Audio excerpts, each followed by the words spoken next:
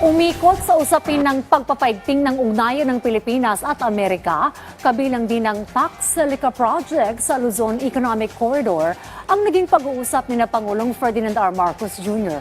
at United States Secretary of State Marco Rubio. Yan ang ulat ni Kenneth Paciente.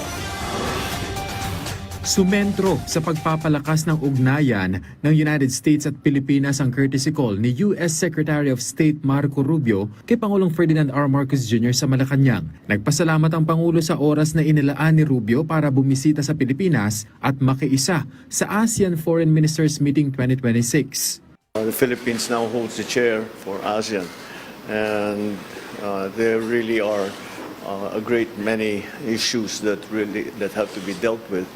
And I'm glad that you have had this opportunity to at least engage and have some exchanges with the other foreign secretaries, other foreign ministers, especially coming out of ASEAN. Binati naman ni Rubio ang Pangulo sa matagumpay na pangunguna sa ASEAN ngayong taon. Malaking plataporma niya ito para makipag-ugnayan sa iba-ibang mga bansa. Ipinarating din niya ang mensahe ni US President Donald Trump kay Pangulong Marcos Jr. kasabay ang pagbibigay diin ng kahandaan ng US na mapagtibay pa ang ugnayan nito sa Pilipinas. In addition to visiting here for the conference, we wanted to visit with you.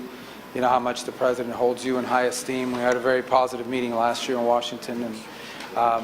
And then this is a country that has deep ties to the United States for many, many years. And it's a partnership that is only growing. And in light of recent events, I think more important than ever.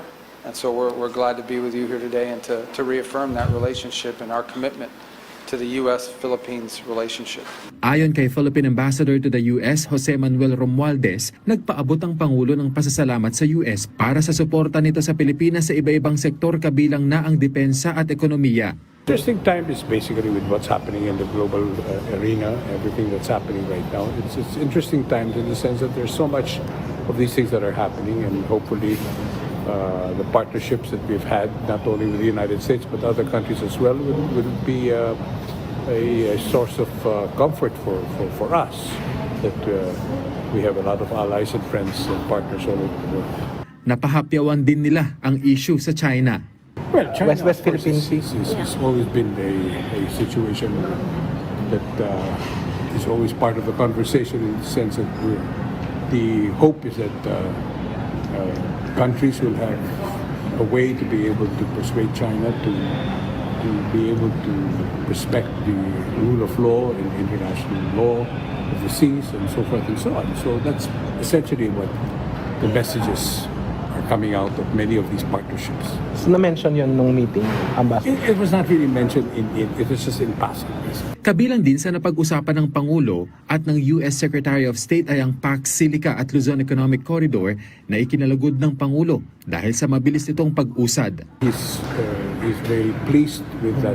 It's moving quickly, and that will definitely help the Philippine economy and our aspiration to have the kind of economic prosperity that we've been looking for, because it spells economic security for us. Kenneth Paciente para sa Bayan.